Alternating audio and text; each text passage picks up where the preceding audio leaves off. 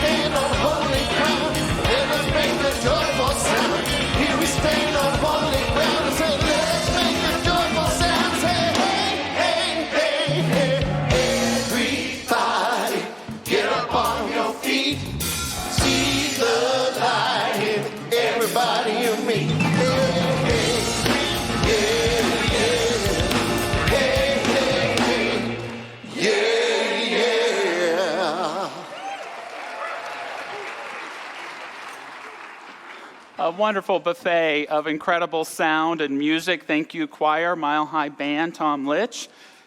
Good morning, Mile High Church. It's wonderful to see everyone this morning. I hope everyone got their chicken wing and celery stick on their way in today as we celebrate this high holy Super Bowl Sunday. Hey, I want to take a minute to acknowledge a new minister in the house. She's a graduate of our School of Spiritual Leadership. She's worked years and years. She also leads our infant and toddler room here. Reverend Casey Fight in the back there. Congratulations, Casey. We are so proud and grateful for you. And welcome to the Oneness Church. We're a church here that's all about oneness, which means celebrating the unity and the glorious uniqueness of all and upholding the dignity of all, no matter your ethnicity, no matter your political affiliation, no matter your gender identification. We uphold the wholeness of all at Mile High Church. We celebrate the divine wisdom in all faiths. We don't discriminate against wisdom. And we believe in a creative mind, not only that we can co-create our lives with, but that calls us to become better individuals and to uplift and become a better human race as well. If you're new here to Mile High Church, we have a vision and mission we love to recite each week. It's coming up on the screens, and it goes like this. Our vision: oneness revealed, a world of love, peace, and abundance for all. And our mission: to serve as a spiritual beacon for personal empowerment and global enlightenment. Dr. Roger teaches us a wonderful spiritual practice he calls Deeply We Are One. And so as we go into spiritual practice today, I just invite us to think of any relationship or any place where we may be out of oneness in our lives. Bring it to mind and affirm: deeply we are one. Deeply we are one. Deeply we are one.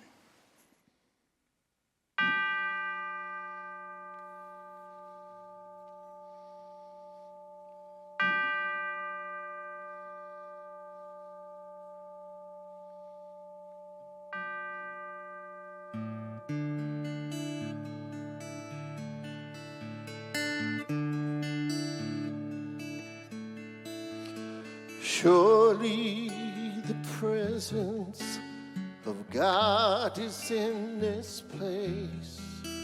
I can feel the mighty power and the grace. I can hear the brush of angel wings. I see glory on each face. Surely the presence of God is in this place.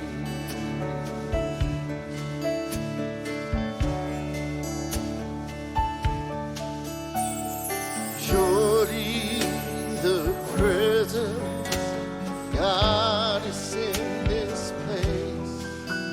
I can feel the mighty power and the grace. I can hear the brush of angel wings. I see glory on each face. Surely the presence of God is in this place.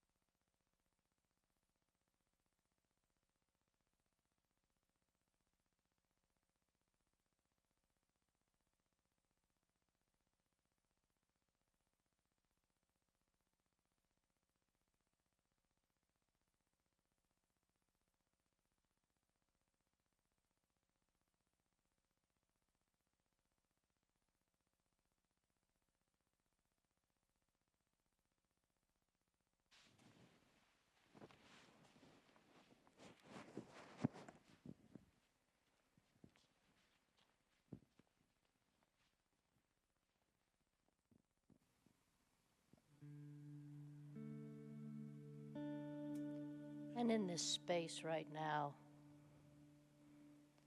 I know God is here. God is all there is. So God is empowering each one of us to open our hearts and minds to the gifts of the divine that are always being showered upon us. And remembering that that voice of God lives within you and lives within me and is always waiting for us to listen and respond from that space of pure love. That unification of each one of us with that divine. And as we sit in this community this morning, whether we are online or in this space, we feel the deep, deep, abiding love of God. With ourselves, with our neighbors, with our loved ones, with that person sitting right next to us in this community right now, knowing God is all there is. How important it is for each one of us to recognize that as we step into the world and see things that might make us question unity. But we know that unity is not uniformity, it is oneness.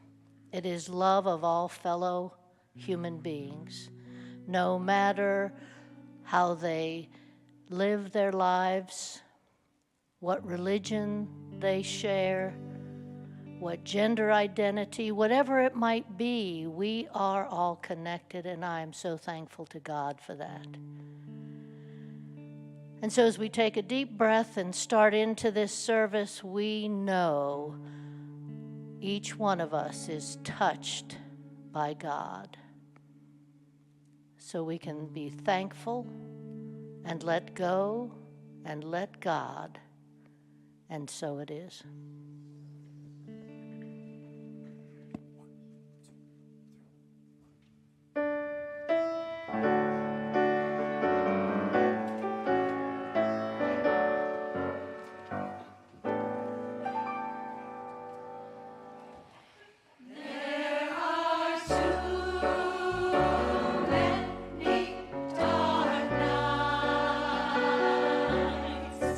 Too many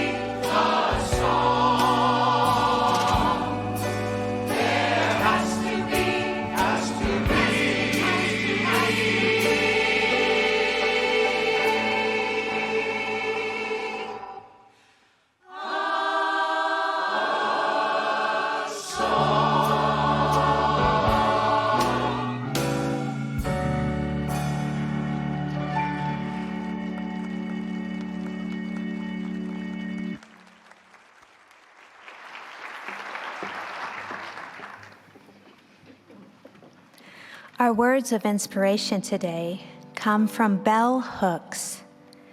Spirituality does not come naturally. It must be cultivated. We must intentionally build awareness, the kind of consciousness that brings us closer to ourselves, closer to others, and closer to the divine. And from Eckhart Tolle, people believe themselves to be dependent on what happens for their happiness. That is to say, dependent on form. They don't realize that what happens is the most unstable thing in the universe. It changes constantly. They look upon the present moment as either marred by something that has happened and shouldn't have, or as deficient because of something that has not happened but should have. And so they miss the deeper perfection that is inherent in life itself, a perfection that is always already here, that lies beyond what is happening or not happening, beyond form. Accept the present moment and find the perfection that is deeper than any form and is untouched by time. We would like to dedicate the next song to longtime choir member Erin Willis, who recently made her transition.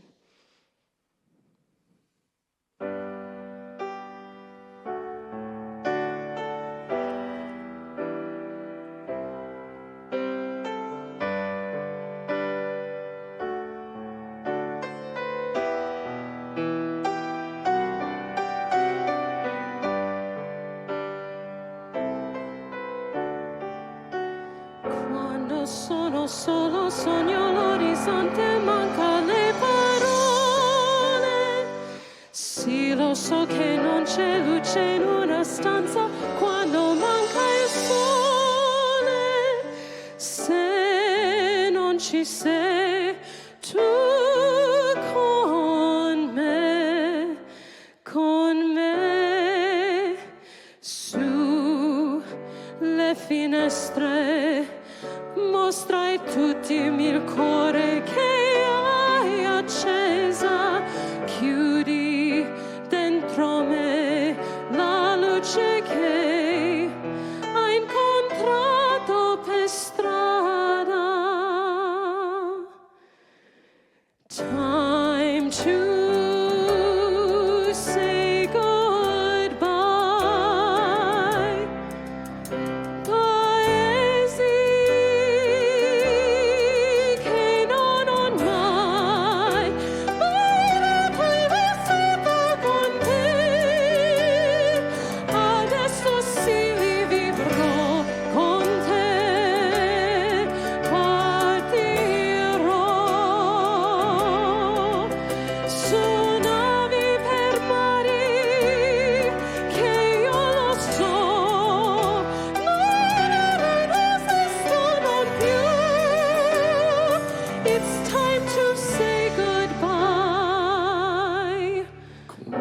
Sei lontana, sogno l'orizzonte, manca le parole.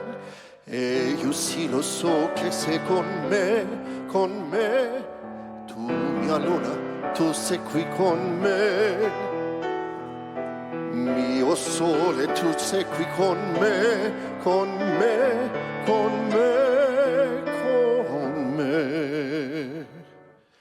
Time to say goodbye.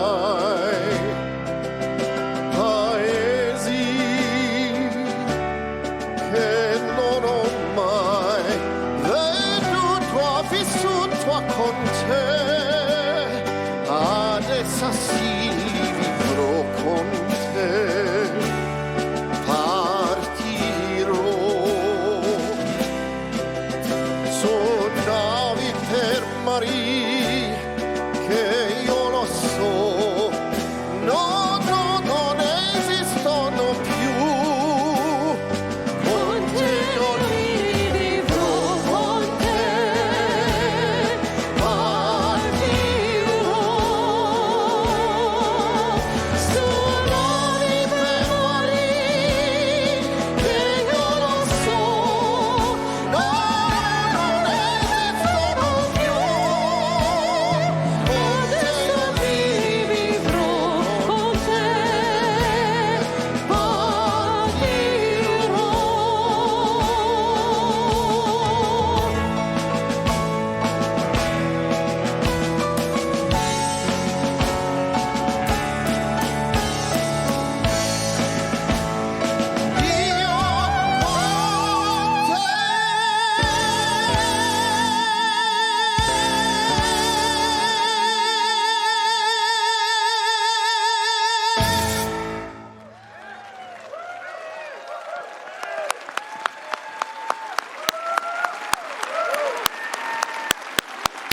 Becca Stoudemire, Tom Litch, Mile High Band, Mile High Choir. I shared this with you all already, but you're not just an incredible artistic act, but you're a family. And no one held that consciousness as much as Erin did. And I know, and I do feel her smiling brightly on you now. And her legacy to you is to take good care of each other and uplift one another, and take good care of yourselves as you uplift us as you do with your beautiful song. Thank you for all your service to Mile High, and thank you, Erin.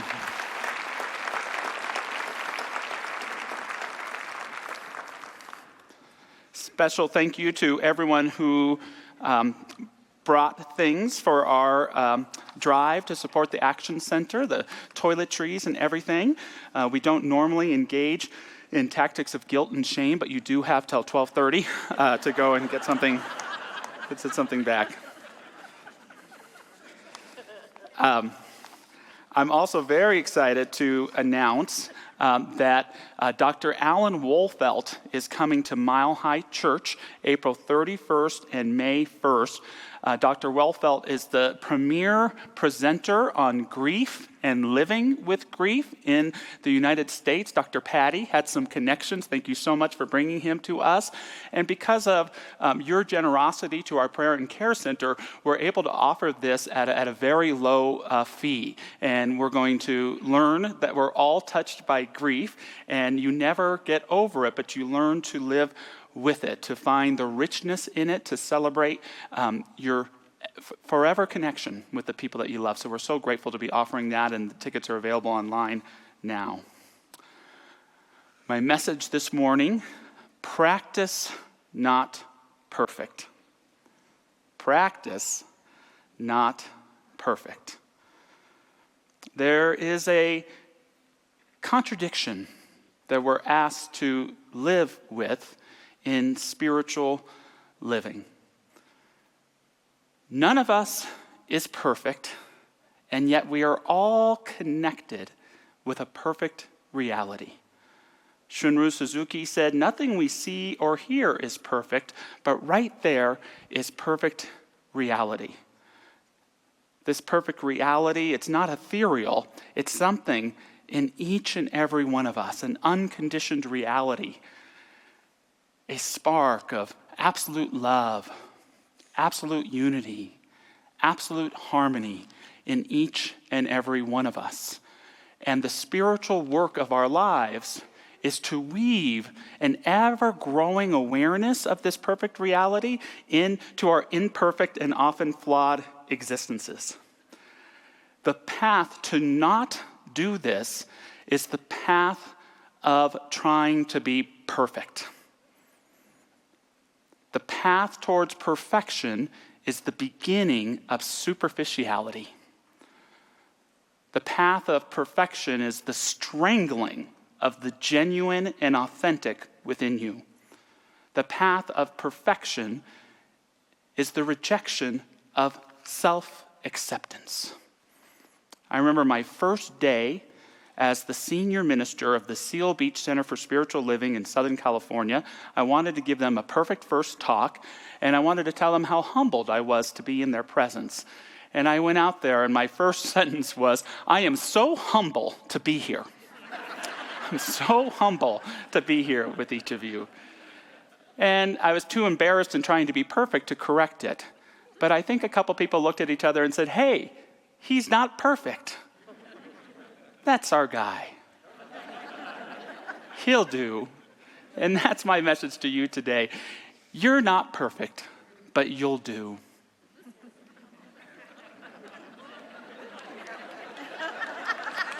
Suzuki also said, each of you here is perfect, but you could all use a little improvement, right? Ernest Holmes, our founder, talked about the path of practice, the path of daily prayer and meditation. He said, as you continue this practice day after day, week after week, month after month, year after year, the result will be a bigger, better you. Not a perfect you, a more vulnerable and transparent you, a more authentic and genuine you, a more self-accepting you. It is actually the accepting of our imperfections that reveals this perfect reality to us. What a trip. But that's how it unfolds. Practice not perfect. Charlotte Joko Beck, a great Buddhist teacher, she said, "Who knows how we should be? We simply do. Who knows how we should be? We simply do our best over and over and over." Talking about practice not perfect, the path of practice, the first point I want to make today is to build your life around your practice. Build your life around your practice. I just released a book called Sacred Time, Finding True Peace in a Busy World. And it's my love letter to spiritual practice. It talks about the philosophy of spiritual practice, and it talks about spiritual practice as a religion. And I'm personally proud of it because I wrote it for myself. I wrote a book about the Beatles. It was all for my dad. I wrote a book called Spiritual Narrative. I finished it and realized it was me trying to answer my mom's questions about our teaching. I wrote a book called Loose Change. I didn't know who I wrote it for, and my partner walked in and said, "Did you write this just for me?" I guess so. And maybe I wrote this book for my kids, but I'd like to say I wrote it for me, and for that reason, I hope it resonates with you, and it's available in all sorts of different ways, and we have a few left here today, too. Shunryu Suzuki, who I've mentioned twice already, was one of the greatest spiritual leaders of the 20th century. He was Japanese and spent the majority of his life in Japan, and he became a Buddhist monk, and he was never seen as successful. Even his mentors picked on him. He had a slightly misshapen head, and so they always called him Crooked Cucumber. And he was often so disdained that in a way he was almost exiled to the United States. And he moved to San Francisco, where he founded the Zen Center. And it was there that he began his ministry just by holding meditation in the mornings. He would just hold spiritual practices. And at first, a handful of people came, and then another handful of people came, and then this thing in San Francisco called the counterculture started going, and all of a sudden, his room is filled with white, long-haired hippies. And the Zen Center grew and expanded. They even still have one in Boulder, Colorado. And I love this idea that all of our success can come from our daily spiritual practice. That all the success you need in your life can take place by just taking that 15 minutes a day in contemplative meditation and thoughtful prayerfulness. Listening for the voice of the sacred in your life, that's meditation, and exploring the possibilities of your life in light that you are one with the divine and holy essence and power. And life takes care of the rest. We're Big Tent spirituality here at Mile High Church, and I would say that when it comes to approaching meditation and prayer, there are two types of religious scientists, or two spectrums or poles. There are manifestors and there are allowers. A lot of us are in the middle of the spectrum. Manifestors, they go into prayer and meditation knowing exactly what it is that they want to co-create with Spirit. I know exactly the prosperity I want and how it's going to show up. I know exactly the man I'm going to manifest, and no, I am not just going to date his potential. He's going to look and act and relate just like this. This is the harmony I want to weave in my life, and sometimes their vision can be expanded in their connection in prayer and meditation, but they're opening up their own mind to receive their good. Where are my manifestors at? All right. Allowers approach spiritual practice with only the intention to connect to the divine. They may have some clue about what it is that they want in their life, but all they want is that sense of connection with the deep spirit. And what they believe is simply by connecting with that spirit, the abundance, the health and well-being, the harmonious relationships, they take care of themselves. They are simply the byproduct of knowing our oneness with divinity. Where are my allowers at? Okay, how many of us are in the middle somewhere? Good. It's all good in that practice. Practice doesn't make perfect. Practice itself allows that perfect reality to reveal itself in our lives. All of us, through our psyches, intentionally or unintentionally, have a creative engine for our life that's made up of our beliefs, our stories, our judgments, our hopes, and aspirations. When it's prayer and meditation, you are building the foundation for a wonderful life. But remember, whatever you practice, you'll get more and more excellent at. For a lot of us, our creative engine is worry and procrastination. Not prayer and meditation, but worry and procrastination. For some of us, it's not prayer and meditation, but it's regret and frustration. For some of us, our creative engine isn't prayer and meditation, it's apathy and feeling less than. It's self-rejection. For some of us, it's not prayer and meditation, it's grievance and blame. All of us are at choice about what that creative engine will be in our lives. It's never going to make our practice perfect, but it's going to reveal to us all that we need to be the best of who we are. This leads me to the second point I want to make about practice not perfect today, that no matter what, hold on to your practice. No matter what, hold on to your practice. It doesn't have to be perfect, but it does need to be consistent. Daily practice. And again, it's not going to be perfect. God bless those wonderful days when you can sit down with a hot drink and a good book, and it's so quiet, and you just feel the divine, you just nestle into it. Comfy, wonderful spirit, and it's filling you with divine ideas and inspiration and peace of mind, and you cultivate it. You know it for yourself in your life. You know it for everyone you love. You hold the world in it, and it's beautiful practice. The next day, you're 5 minutes in and you smell your daughter's fish sticks burning in the oven and getting ready for school. 3 minutes later, she loudly announces that there's no clean underwear. Practice might feel broken, but it never is. The perfect reality that we cultivate in our consciousness is always there, even when we're experiencing our brokenness. 20-minute meditation, great. 5 minutes, it'll do. Hold on to your practice. Sometimes we come into our practice feeling proud, centered, present. Sometimes we feel like crap. The challenge with spiritual practice is it reflects back to us who and where we are. Sometimes what is reflected back to us doesn't feel good. Sometimes we practice and we're overcome with a sense of loss.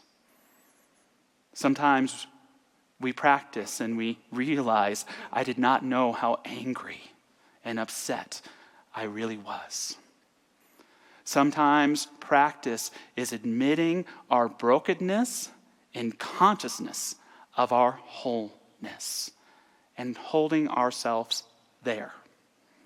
I love how another Buddhist teacher, Karen Mason Miller, put it. She said, "We settle in the sheep turds because that's where the fruit trees grow. And with a little work, the fruit tastes pretty damn good." Some people settle with a field or a flock. some with a stick or a shovel, and some on a bench, chair, or cushion.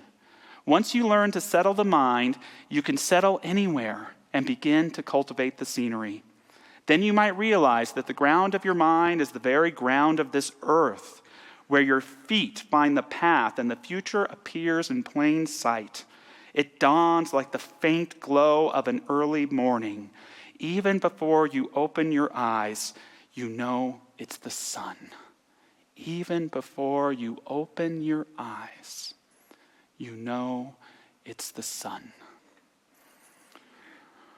Juan de la Cruz, also known as St. John of the Cross, coined the term the dark night of the soul.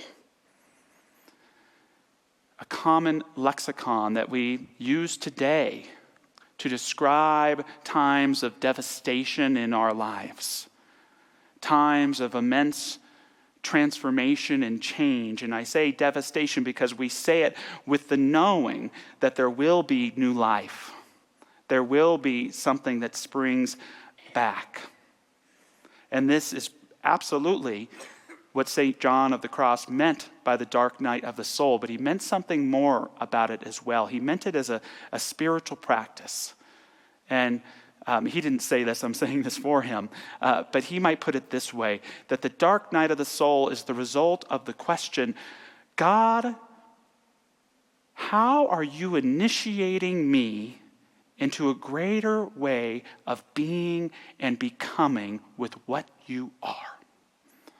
God, how are you initiating me through my life right now into a greater way of being and becoming with what you are?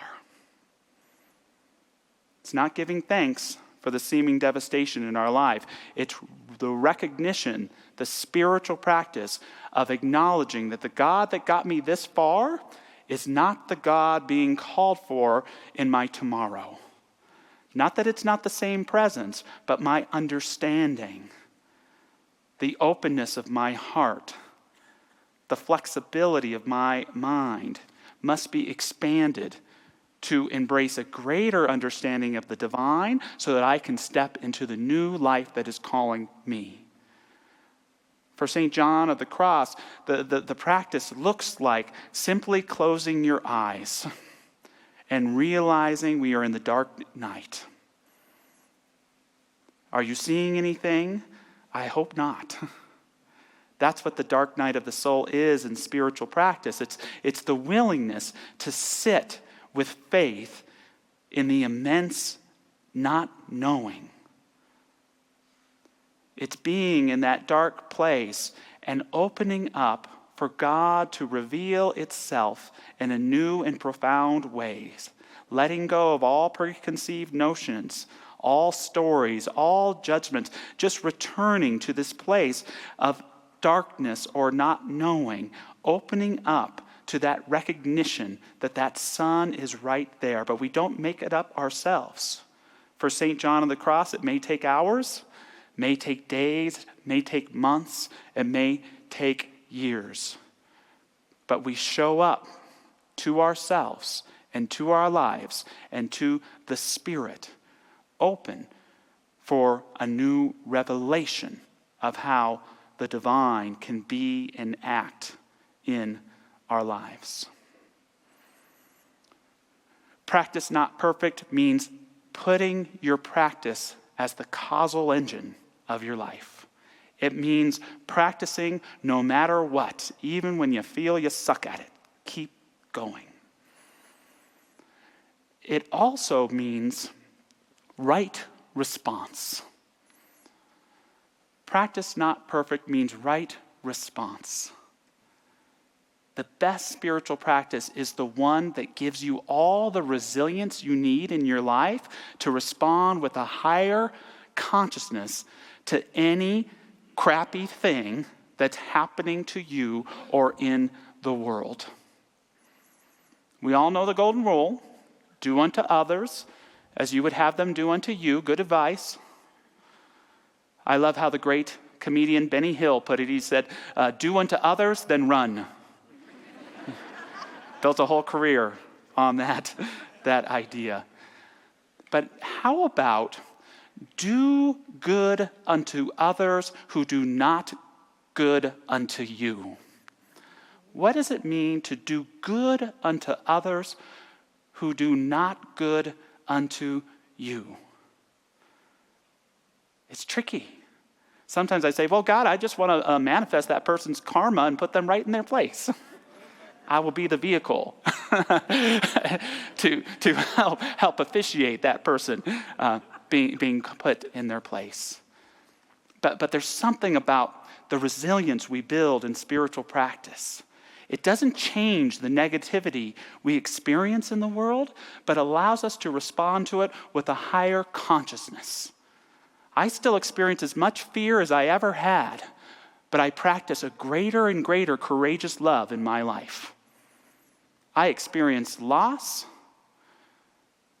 more so than I ever have in my life, but I practice a sense of wholeness. I experience anger, frustration, doubt, but I seek to practice a higher self-acceptance that allows that perfect reality to become visible in and as me, as imperfect as I am. And we have that ability to respond with that higher consciousness. It begins to weave itself in and out of our reality, and it can change things. It may not help us feel better in that moment, but it helps uplift us and the consciousness of our society. There are two types of people, generalizing. There are those who feel the need to push other people down to lift themselves up. It can happen to any of us at any moment, but we see it in culture and society all the time. And the thing we need to remember about these people is they are haunted not by a sense of their superiority, but their deep inferiority, that they would think that pushing someone else down because of who they are somehow makes them better or superior. The second type of person, this is all of you, lifts other people up and rises in the process. Lifts other people up and rises in the process. We have that ability in all that we do to respond with a greater sense of good, even when it seems like it's not working. Mother Teresa, Saint Teresa of Calcutta, she had the experience of what she called the calling within the calling. She was already serving her passion as a nun for decades in Calcutta, teaching.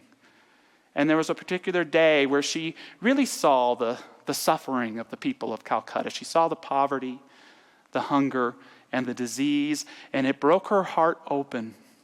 And she dedicated herself as a being of response with God's love to the suffering people. She brought all her Catholic stuff with her too, but she brought that love and that heart to what she was doing. I had a heartbreaking experience reading the news. I hate it when that happens.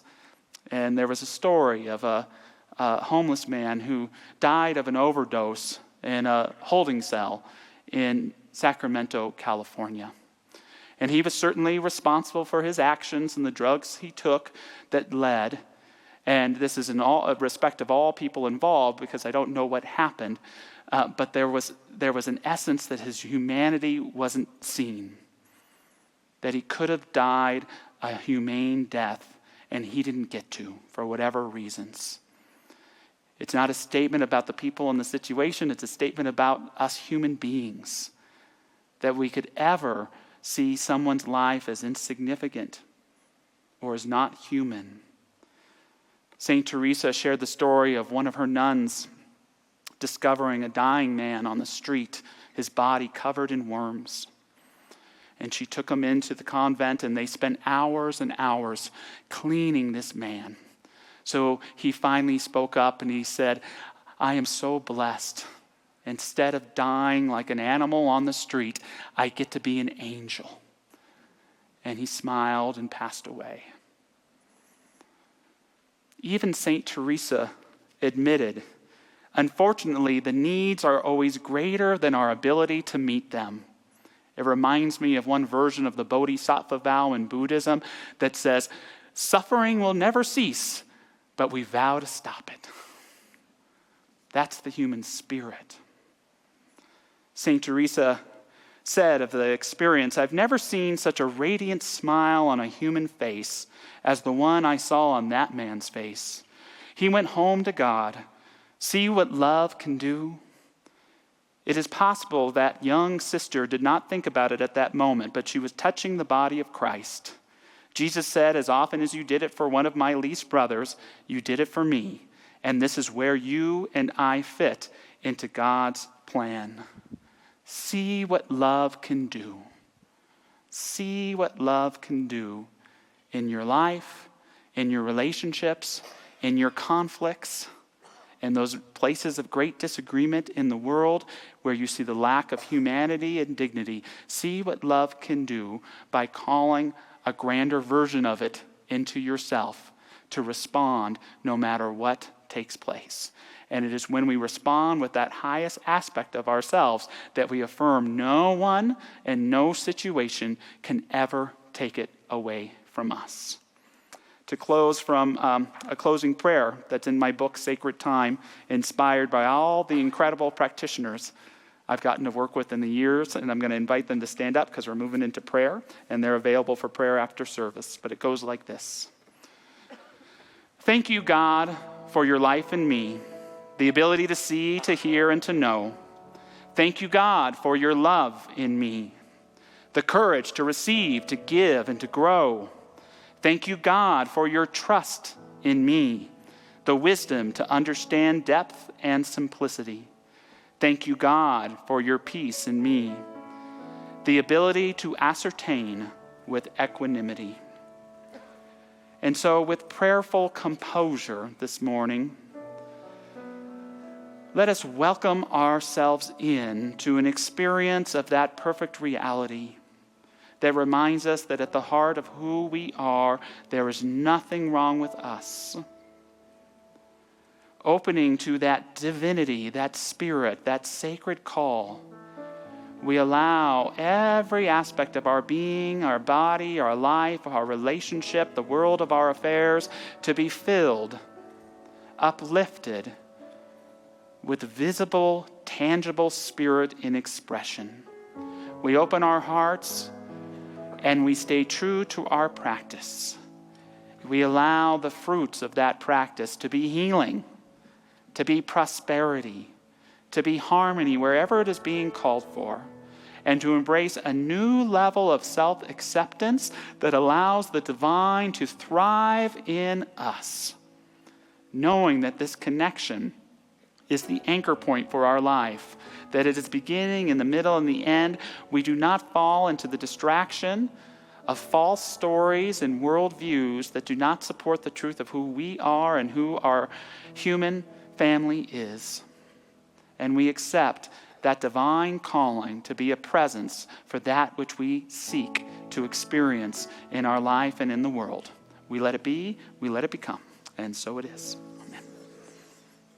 In this moment, in this place, I remember who I am, letting fear and worry fall away from me.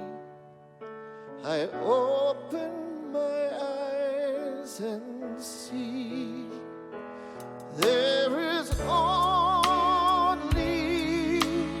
love. There is only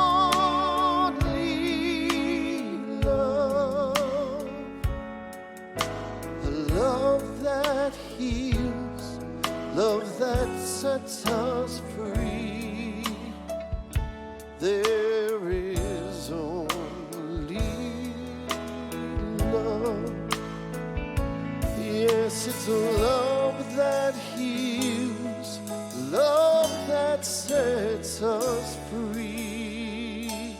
There is only love.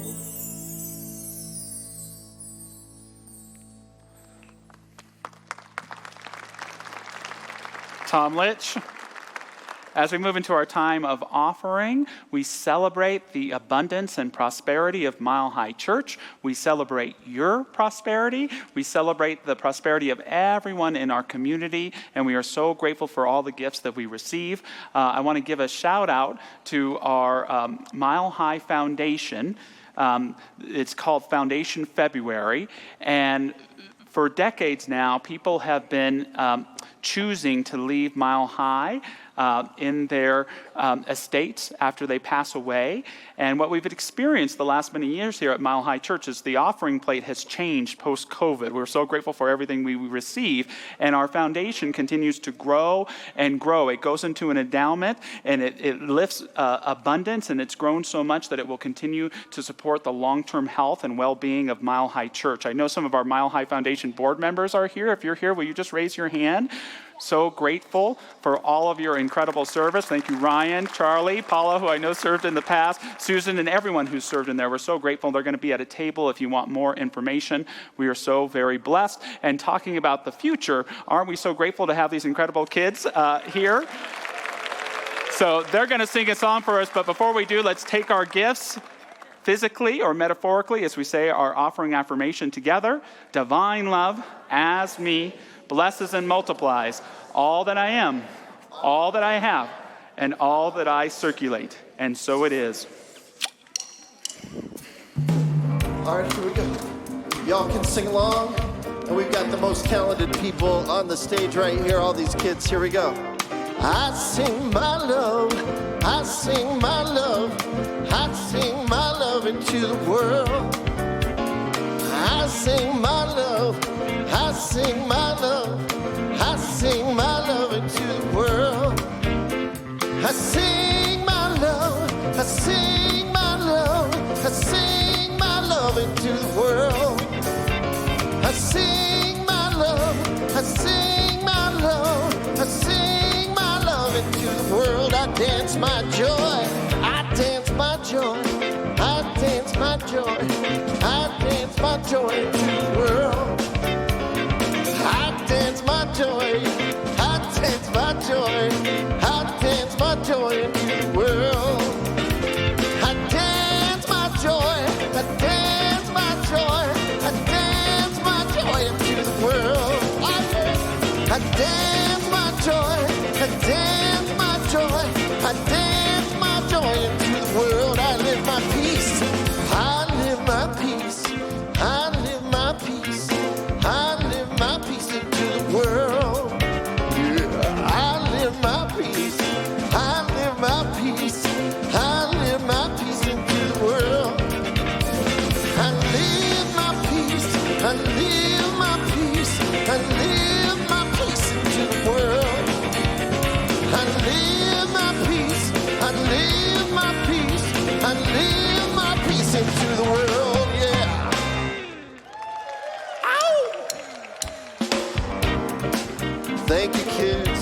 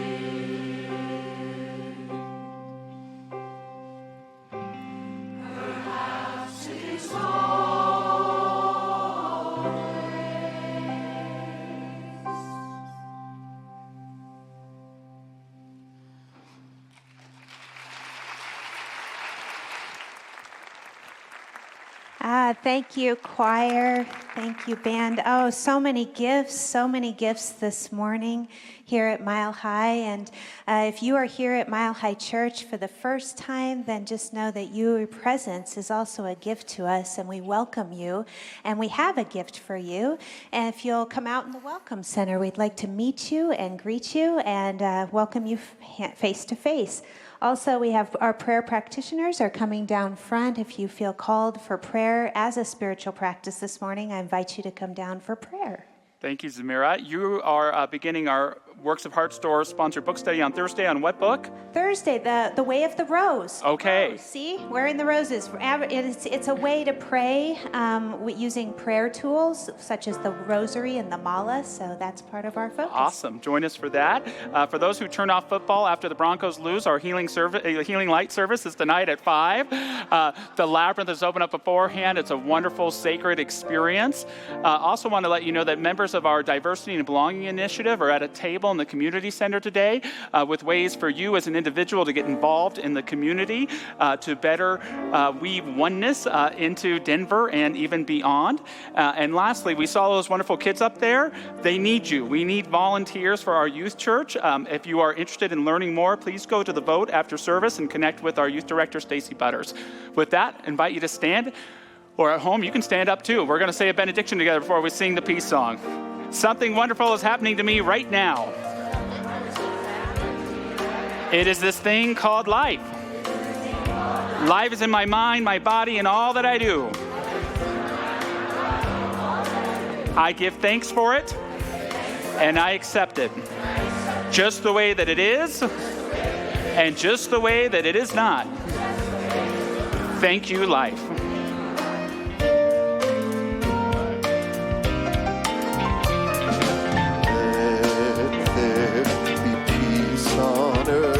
And let it begin with me. Let there be peace on earth, the peace that was meant to be.